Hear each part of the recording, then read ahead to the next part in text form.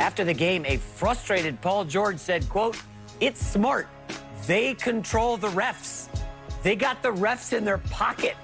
So kudos to the guys who are great at that part of the game. Well, the league is backing the referee's in-game decision, saying the call was correct.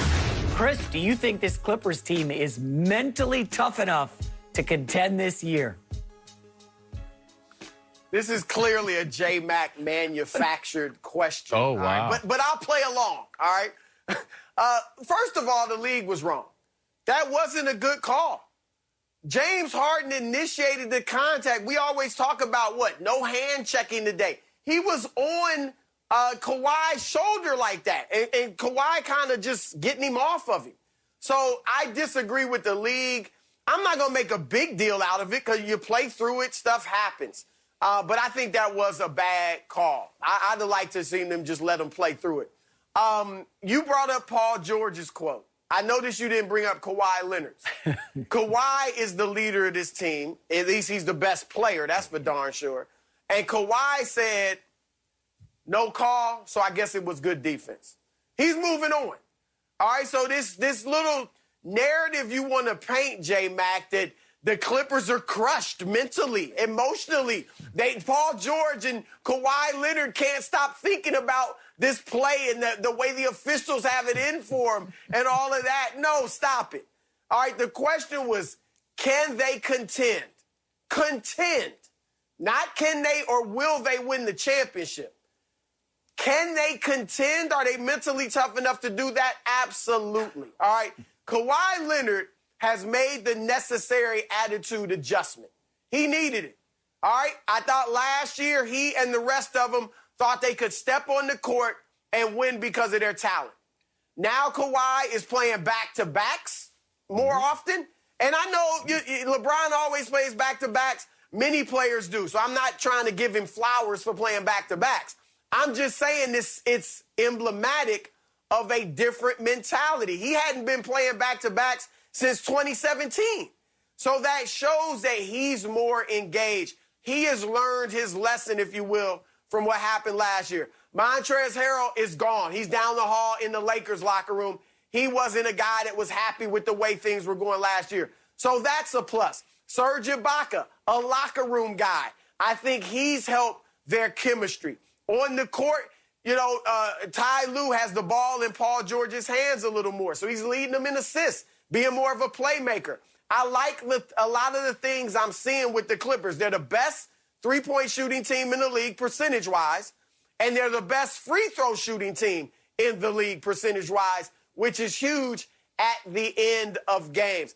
I'll give you this, J-Mac. The question that we all have is not so much about Kawhi Leonard, I don't think. I mean, I don't see why anybody's questioning his medal. All right, he's got 2 championships. He led Toronto to the championship, beat Embiid, beat Giannis in tough playoff rounds. You want to talk about him struggling last year against Denver? Fine, he did.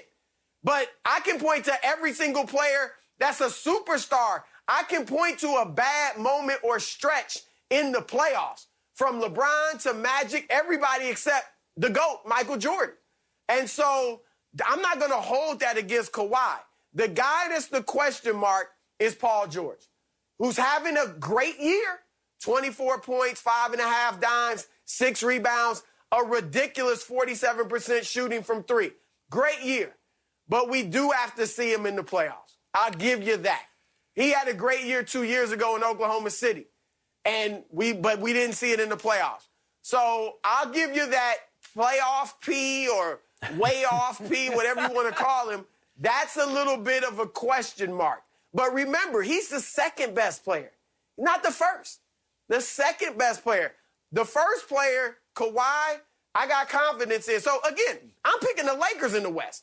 But I do think the Clippers are a contender, and I wouldn't be shocked if they were able to upset the Lakers. Yeah, so mentally tough enough. You know, Chris, back in 3rd grade, I was so good at arguing with my teacher that at parent-teacher night, the teacher said, you know, your son Jason, he might be a lawyer. He's good at arguing. And I like to bring evidence to the table, Chris. And you keep saying that this team's mentally tough enough. I'm looking through the evidence. I got nothing. There is nothing, zero, that shows this Clippers team can contend late in games. They are dead last, Chris, dead last in the NBA in defensive rating in clutch moments this season, meaning final 5 minutes, game is 5 points or less. They rank dead last. They just don't come through in the clutch. We saw it last year, up 3-1 on Denver. What happens, Chris? Leading at halftime of the final 3 games, and they blow it every time. So they fire the coach, and they promote his assistant. Chris, there are contestants on The Bachelor right now that have a better chance at the ring than the LA Clippers do. This team is just not mentally tough enough. And frankly, Chris, I don't think they're good enough, okay? Lou Williams vanishes fourth quarter. He used to be Mr. Clutch for them. You got a better chance of finding him on a milk carton than on the court in the fourth quarter. They don't play him because LeBron and everybody matchup hunts Lou Williams. Where's Luke Kennard, the guy they spent $64 million on, okay? $64 million on Luke Kennard. He don't play in crunch time. They're trotting out Nick Batum, Serge Ibaka. Like, Chris, you're way off on the Clippers here. This team is criminally overrated. LeVar Arrington, I'm sorry to go on the Clippers 2 days in a row, but I'm telling you, man, this team is just so fraudulent right now. They've built up wins against bad teams. I know they beat the Jazz last week. That was a good win. They needed that one. But overall, this team just ain't there. There are a lot of conversations that surround this Clippers team, some good, some bad. When I look at them, do they have the talent to be able to get far, to be able to win it all? Yes, they do have the talent to be able to do it. Mental toughness, I'm on the fence about it. I really am. I don't want to commit to saying that they have the mental fortitude to be able to go deep into the playoffs and grind it out.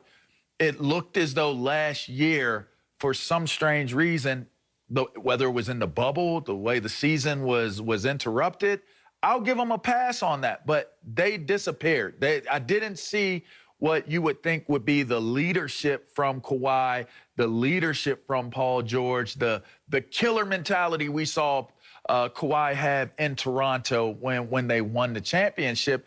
I don't know why that is. It makes me think to myself, where is the leadership as players? A lot of times you look at the teams that have winning seasons. Look, we talk about Tom Brady. He's an ultimate leader first. And you need that as a coach, right? Like, you get rid of Doc Rivers, it's not all on Doc Rivers. You got to have that cohesive unit, and it has to be created by the players. I just don't really see, I haven't seen that with the Clippers when I watch them. And it just seems like it gets to individuals playing for the wins versus a team. Yep.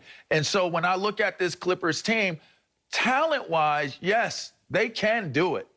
Mental toughness, that's a whole nother game. And really, that's where you get ahead. When you think about the LeBrons and you think about the Kobes and you think about the MJs, that mental toughness that you saw from them, along with that leadership, is the difference maker. You cannot win in this league without those two factors being present, because there are too many other teams that have those factors present. So to me, I think the verdict is still out on that one. The jury's going to come in, and it's going to be purely based upon the closing arguments of what Paul George and Kawhi Leonard bring to the table, leadership-wise and mental toughness-wise. That's a great point. J-Mac, you like to mention that Utah victory for the Clippers as if that's the only good victory they have.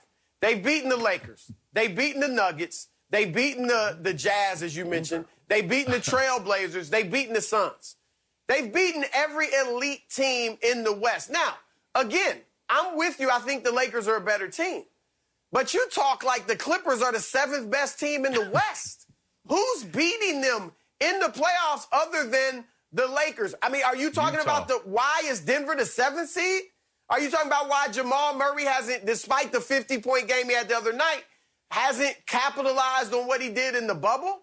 They're struggling in Denver. Now, Utah looks good. They dismissed them last that team year. went out in the first round last year. They dismissed and we got to see what they do in the playoffs. So I'm just saying you're way too hard on the Clippers, and you're missing the boat on them.